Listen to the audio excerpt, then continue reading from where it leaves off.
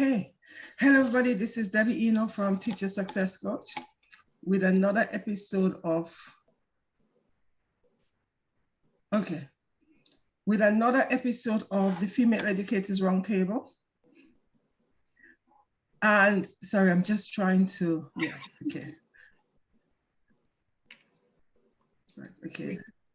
I was just trying to record it. Sorry, people, I was just trying to record. I realized I wasn't recording, hence the reason. Right, with another episode of the Female Educators Roundtable. And I've got a female educator who's going to share her journey with us, transitioning from the physical classroom into the online, from the online classroom back into the physical classroom during COVID and after COVID, and where we are right now. What are the challenges that we are experiencing or she's experiencing within the classroom after COVID? Is it business as usual or what the children are experiencing, etc.? Welcome, welcome, welcome. Thank you very much for accepting the offer to come on to share your journey with us, because we all know it was a journey and it was a transition, and some of us are still going through the journey. Right? We're still going through the journey. Never ends. Exactly. Thank you very much for accepting the offer to come. And I'm really grateful for that, for you actually giving up your time to talk about the journey, being in schools, what it's like, etc. Please introduce yourself and tell us where you come from and the type of school you work in. So I'm Lindsay. I am a deputy head and classroom teacher at a wonderful mentary school in Enfield that borders Barnet and Hertfordshire. And we have the most wonderful children, wonderful parents and incredible staff at our school. However, our journey started for me when I joined just towards the end of COVID. So I joined about 2.5 years ago, having been at another school previously. And when I first joined the school, obviously we were in a very different position from how we are now, because life wasn't normal for any schools. And for the children, having been out of the classroom, having gone through multiple lockdowns, it was a very, very different experience coming back into school full time. And that's what I'm looking forward to sharing with everyone tonight. Fantastic. Thank you so very much. Thank you. So what it was like for you coming, because we were on the online platform. What was it like teaching online? So for me, teaching online was quite different because I'd started a new school. I'd never actually met any of the children in person. And all of a sudden I was there filming phonics videos for children who are 4, 5, 6, 7, having never met them in person. And I was really, really lucky because I filmed all these lovely phonics videos and I'd get messages back from parents saying, oh, this is really helpful, my child's really engaged. But that was my first experience of teaching on an online platform in my current school. Prior to that, I'd been in a previous school and we'd been filming video lessons and voice notes. So we'd been using a range of different mediums to do PowerPoints, and then we'd have our little faces at the bottom of it filming, and it would be very much a case of checking in on the families, ringing parents, obviously withholding your number to make sure that everything was going okay and supporting in any way that we could, not just looking at the work, but also looking pastorally at the whole child and how could we provide the best possible contact and outreach for them at a time that was really highly stressful for a lot of children and families all around the UK and the world. Thank you. So what was it like actually sending these videos to these little people? Because then I know how challenging it was for me teaching the big people, right? Because I'm teaching teenagers. So what was it like teaching the little people? It was a lot of fun, to be honest. So one of my areas of specialism is phonics, and we followed a scheme where we have a lovely little frog that sits on our shoulder. And if you've ever taught phonics, you'll know which scheme I'm talking about. And I would be recording videos of the frog on my shoulder, playing games and sending them home to children, hoping that I could possibly engage them. To be honest, it felt like being a little bit like a children's TV presenter, trying to be as exciting and motivating as possible for children that, let's be honest, when you're at home and you're young, you do not want to sit in front of the screen and learn. You want to be playing and doing physical things.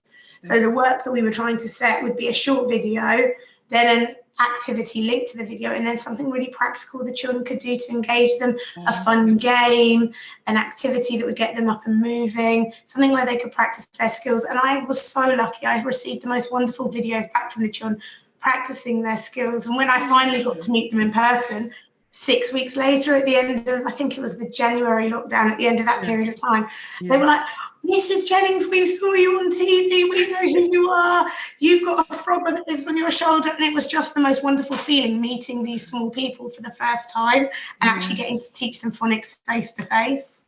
Wow. You know, the beautiful thing with them is they don't know the difference between being online and TV. So as far as they're concerned, you were on TV, right? Yeah. That was what's so nice. You were on TV. They saw you on TV, right? Absolutely. Obviously, as time progressed, we moved to online learning and online lessons. But it was setting things that were appropriate for the children in a medium that they could relate to. And it's really, really hard when you're young to be told you have to sit down in front of a screen while mummy and daddy are working, or while your grown-ups at home are working, and you have to concentrate. So for a lot of our families, we had to think about, do live lessons, but do we also provide something that works around the family environment? Because we know that the grown-ups at home, older brothers, older sisters, they were needing to use the devices. So how did you do that? Is it because, you know, how many minutes did you set the activities for, in terms of the activities and then the screen? How many minutes you set? It would really be very dependent on what we were doing. So we'd kind of try and keep things short and sharp with nice little bits of movement break in between. But it was a lot of fun. And when we've gone back to snow days and we've had to do online learning, we've kind of kept that format of live lessons, but live lessons for a little bit and then off you go and do something. And we've tried to do that for children throughout the school rather than keeping them sat down all day long, because it's not good for any child to be sat still for extended periods of time. They need to be up and moving and experiencing.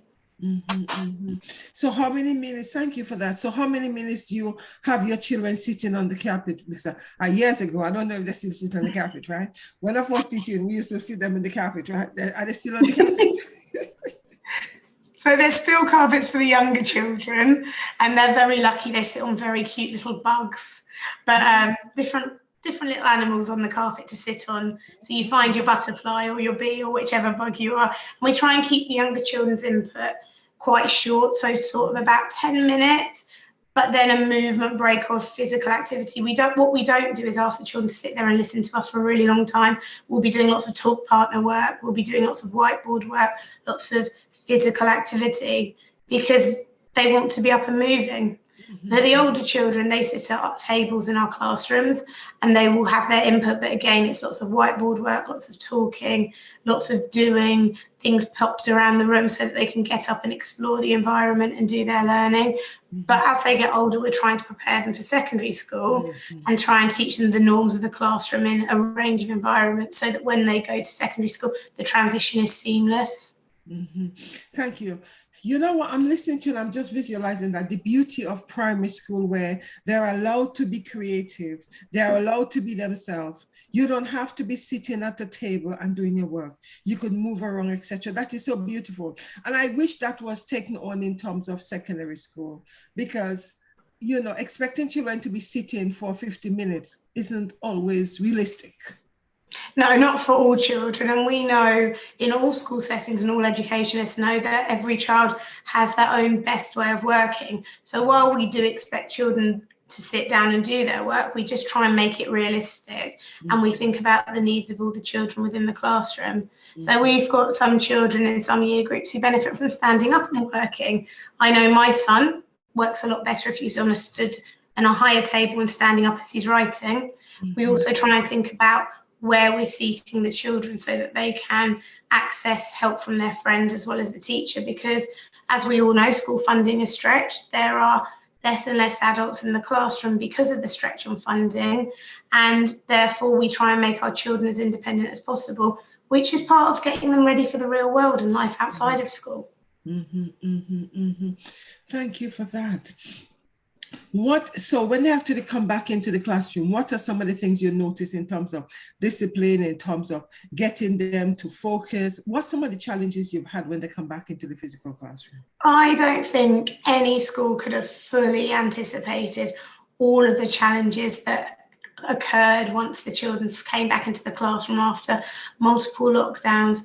Nobody can be sure as to what every single child experienced at home. Some children fully engaged in the learning, some children hadn't learned, some children hadn't had the chance to socialise for months and months on end. If you're a child who maybe doesn't have any siblings and your parents are working full time, it's really, really hard to have those social interactions when everything's locked down and you can't get out and about to your normal activities, you can't go and play in the park.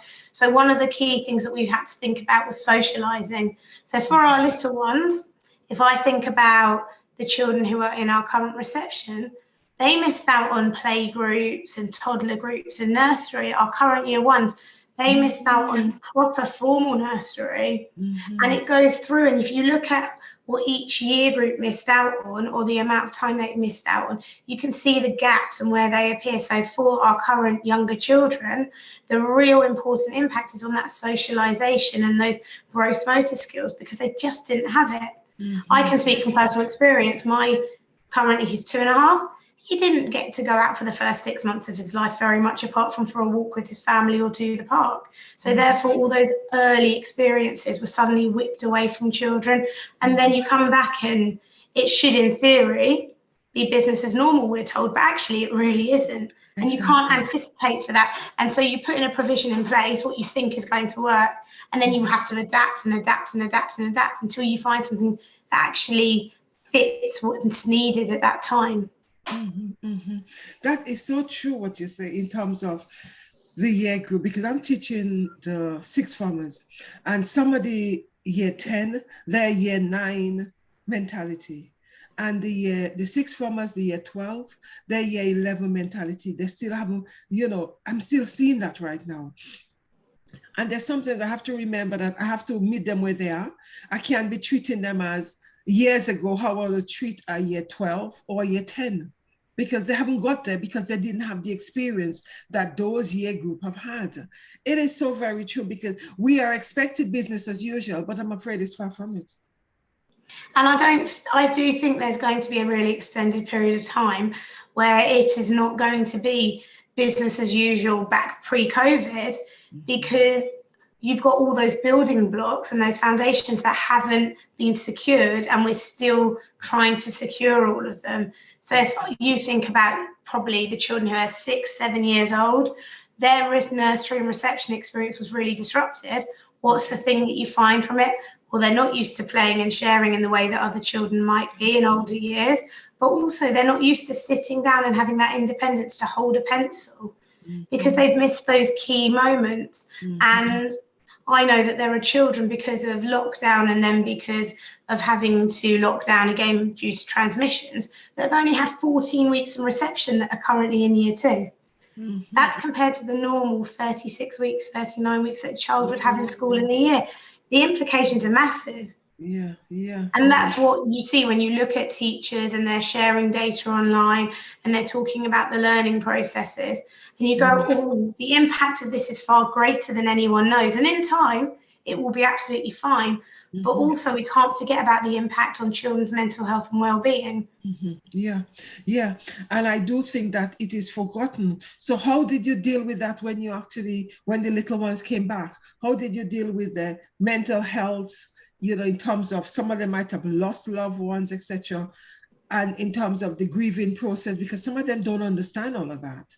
So how, there are two hats you wear. You're wearing a classroom hat and you're wearing a manager hat. So how did you deal with that? How were you able to support your staff and helping them to enable the children to deal with that? So my head teacher is absolutely incredible. And we're really lucky, she had the foresight to employ a learning mentor in our school. And we are incredibly lucky with our learning mentor. And she provides nurture provision for children across the school. No matter what they want, they can go and write their name on her board and she'll pick them up. She does small group work to support children. She has a nurture provision at lunchtime where the children can come in and eat their lunch. And she is just the most incredibly invaluable tool as well as person that we can have. She speaks to the staff. She provides an outlet for everyone. She can just see through what's going on and go, I'm going to take you, I'm going to help you. Let me use all my skill set to support you. And our learning mentor is absolutely amazing. And I'm grateful every single day that our head teacher had the foresight to employ our learning mentor and set up this nurture provision that we now have, because it has made such a difference to enabling staff to really support the children, and actually for the staff to be really supported as well, because she is wonderful, our learning mentor. You're so fortunate, because there are two things. You have a small school, and then you have the support of a learning mentor. In some places where, where the schools are bigger, it's trying to get the counselors in the school to support the children, which, as we know, they're so scarce. I mean, we're lucky that our learning mentor was training to be a counsellor at the time, but actually a learning mentor doesn't have to be a trained counsellor. It can just be someone who is really, really good at working with the children, supporting and nurturing and looking at the social, emotional, mental health and well-being aspect of things. And so many schools have gone down the route of trying to have a really good, high-quality learning mentor, because they can now see how important children's mental health and well-being is, and it's become a priority in schools, and that's amazing. When I first started teaching, these things were unheard of. It was just, you're the classroom teacher, you get on with it, and the children will have to get on with it too, and you will differentiate and provide your provision within the classroom. But schools have really thought about and really carefully pitched children's mental health and well-being over the last, I'd say, 5 years. It's become a real shift and a real priority, and it's what children really need now. I totally agree with you there, because they have so many challenges, these young people, and they really do need someone to talk to them about that, because we don't have the time, sadly. But I think it's also the skill set. There's specialisms that my learning mentor can bring to things that I maybe wouldn't have the personal knowledge and skill set to do. And it's the way of talking to children and knowing what you're waiting for, and having that amazing pause to give children the space to open up in that safe space. And classroom teachers are absolutely amazing. All members of staff in all schools are amazing, because they really, really care about the children. No one ever goes to work to do a bad job, but actually it's a really, really busy role. And having that extra person who can provide extra capacity and support is invaluable. It is very, very, very true. I totally agree with you there, because people don't understand the role of a teacher, how tough it is. The holidays coming up, the first thing they're going to say, you're so lucky. You have to. Do you know what? It's the best job in the world. And I still say that, despite everything in terms of workload and funding and all the challenges that teachers are facing now. It's the best job in the world, because you go into school every day and you see these amazing young people and you make a difference in their lives. And every single teacher that goes into a school and every single member of staff that goes into school goes in wanting the best for all the children. But the role has changed massively over time. And it's very difficult for everyone to understand actually what the role of a teacher now entails and how it's changed over time. It is so true. It is so true, because we wear at least 20 different hats. And they all look very glamorous. Exactly, aren't they? I like that one. I like it. That's so very, very true. That's so very true. That's so very true. In your classroom, are there any behavior? Would you say you are experiencing any behavior issue in the classroom? Or classroom issue? Every school has its challenges, and no school is perfect. And of course, every classroom does have different sorts of behavior in it, but it's about knowing and having the relationships with your children to support those behaviors. So I teach Year 5. My class are absolutely the most amazing young people I've ever had the pleasure of meeting. And they have me in fits of giggles every day. And they learn and they work hard and they're enthusiastic. But 90% of what I do is done through the relationship and the positivity that I have with them.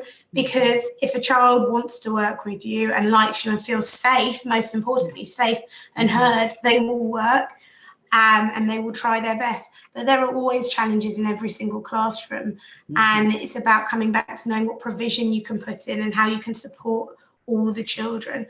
I think behaviour has changed over time, but I also think the internet and social media has a huge role to play in it.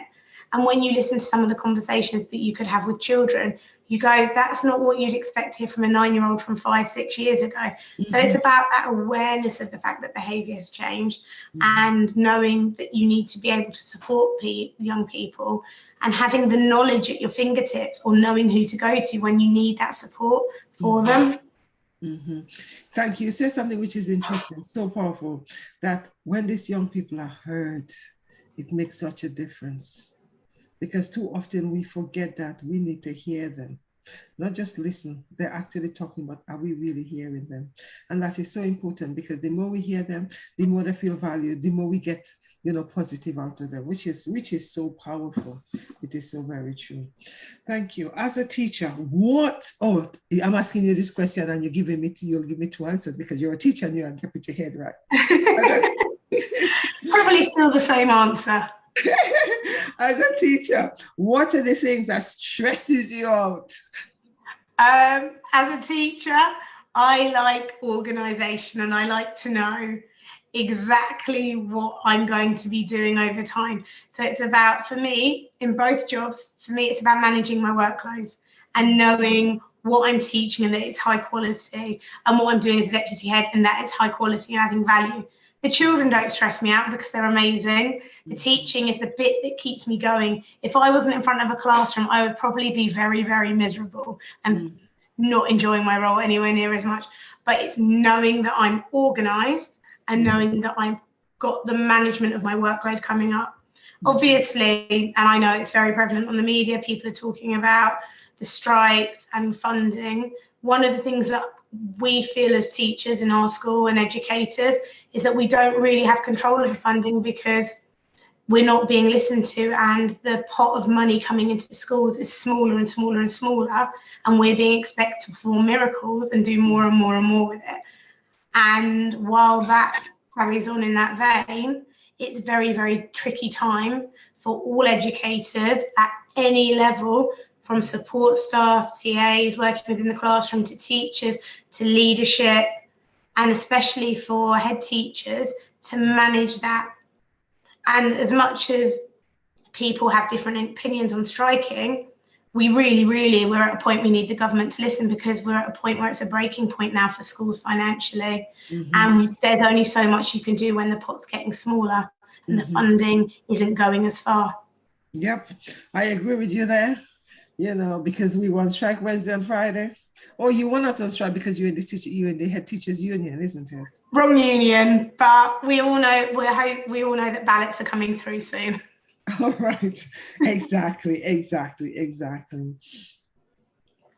Right, how did you feel coming back into the classroom after you've had all the ups and downs of COVID? I loved it. It's as simple as that. Yeah. I come to school to teach. It's the best part of my role.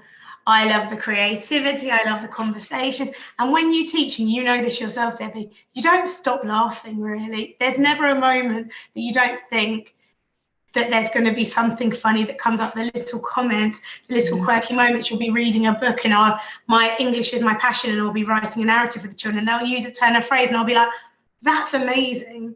So coming back into the classroom was amazing, because I was with the children, but also you have the fears of what's coming next in terms of the health side of things with COVID. I don't want to bring something home to my family. I want to protect my loved ones around me as well. And also, how am I going to support, and this is probably the most one, how am I going to support all those young people who've come in with all these different circumstances to make sure that they're getting the best possible experience at school? It is so very true. As you say, every time I'm leaving the classroom, I'm saying, oh my goodness, this student does something else. Every day you have a different experience. No 2 days is the same. And I teach secondary school, so we're talking about no 2 periods are the same. I can imagine. And it's just, at the times I'm walking and I'm thinking, oh my goodness, this student does something else, It's just, there's so much, as much as it's hard work, the hard work is a joyful hard work. It absolutely is. Yeah. What's the most rewarding thing of being a teacher? Honestly, it's seeing the children grow and mature and leave you ready for the next step in their life, whether it's to the next class, whether it's the transition from primary to secondary school. And I've been teaching a really long time. I think this is my 16th year. And I've realised that I've been doing this a really long time today. I was talking to my husband about it. And what I loved is from my very first class, they're now 23, 24 years old. And they're adults, and you can see how they've grown and progressed. And I'll sometimes bump into them walking around my local area, and they'll be like, they'll say my maiden name, and they'll be like, guess what? Do you remember in year 4 when we did this, this, and this? I'll be like, you remember that? And it's the most amazing feeling knowing that these children have grown up and matured. And in your own little way, you've played a part in that story, whether it's you've taught them something and it's stuck with them, or you've been with them in an experience and they've remembered that, or they've just become these amazing, mature young people. Although it's scary when I see a 24-year-old and think I taught you in year 4.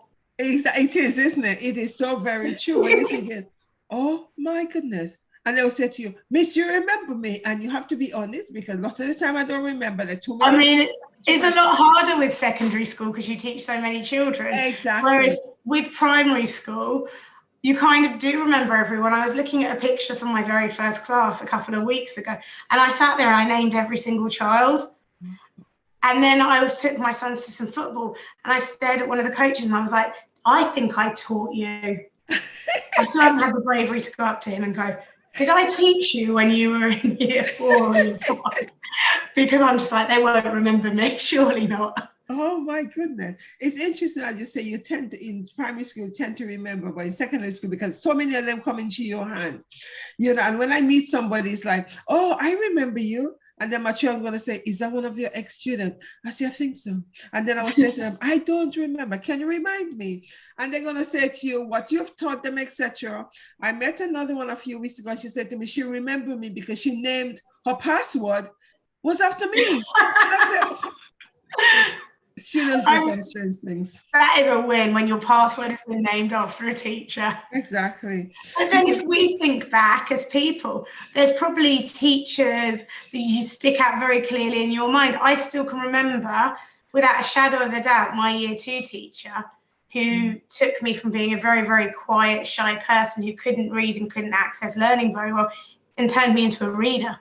Right, exactly. And ignited a love of books, and I went from really not reading very well at the beginning of year 2 to at the end of the year 2 reading chapter books because of this one teacher.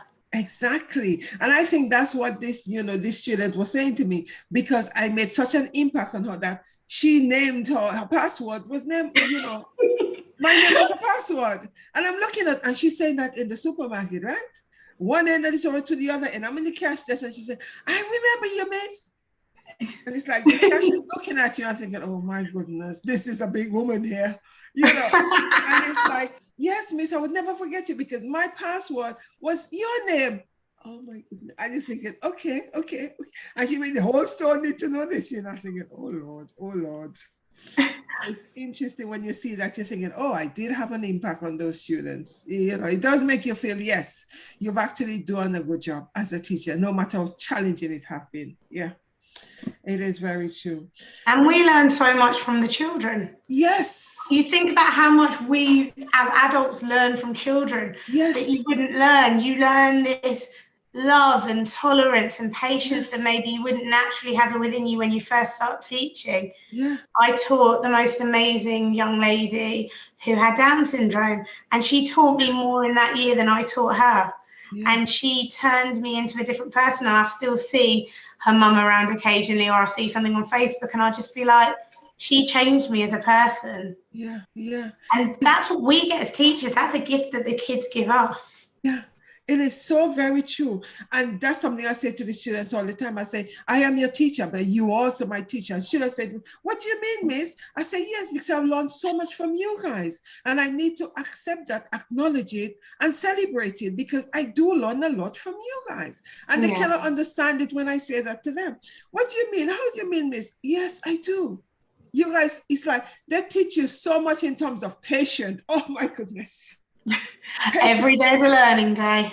Exactly. And when it comes to patience, they teach me so much in terms of patience, because especially the teenagers, when they start kicking up, I have to swallow hard and I have to reflect and I have to think, okay, there are other things going on in their life. They're not angry with me. It's the baggage they come into the classroom with. So it's like patience and pause and reflect. They really do teach me.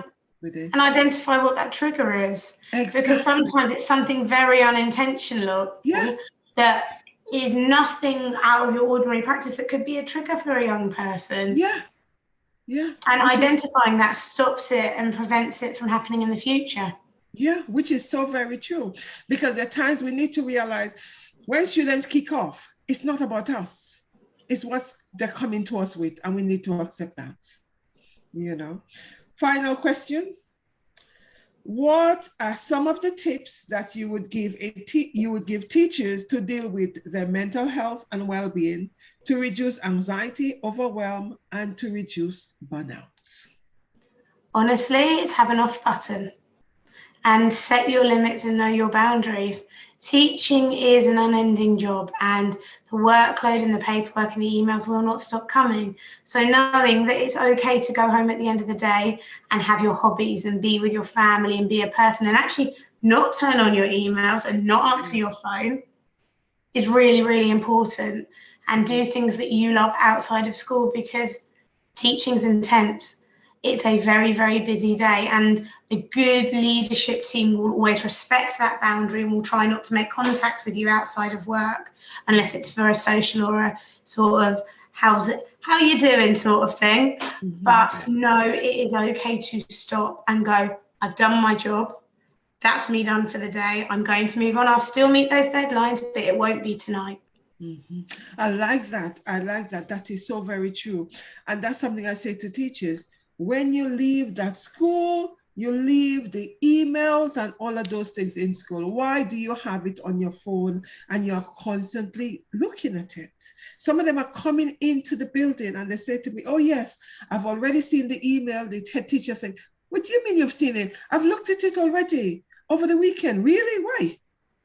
But again, and I really strongly and firmly believe this, that our duty as SLT and as management teams to also protect our staff's mental health and wellbeing and not make contact and save those emails in your draft box unless it's really urgent and it's a child protection related issue. Me and my head very much try not to contact our staff outside of work hours, and we try and do that as a respect for them, but also to protect our team from having that pressure put on them outside of school by us. We know the workload won't end. We know that school's an ongoing thing, but let's try and protect each other and support each other as best as we can, because actually we're all a community. Thank you. I really respect that because it's so important.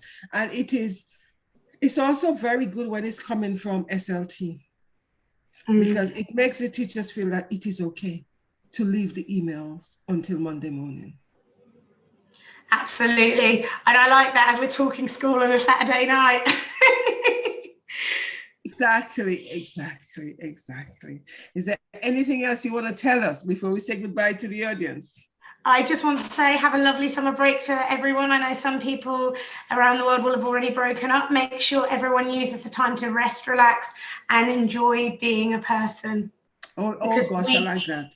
You can't eat from an empty cup or whatever the phrase is. Yeah, enjoy being a person. And I think that this is something teachers need to start taking on. Enjoy being a person, because you'll always have the heavy workload. It's always be there. It'll always be there. Yes.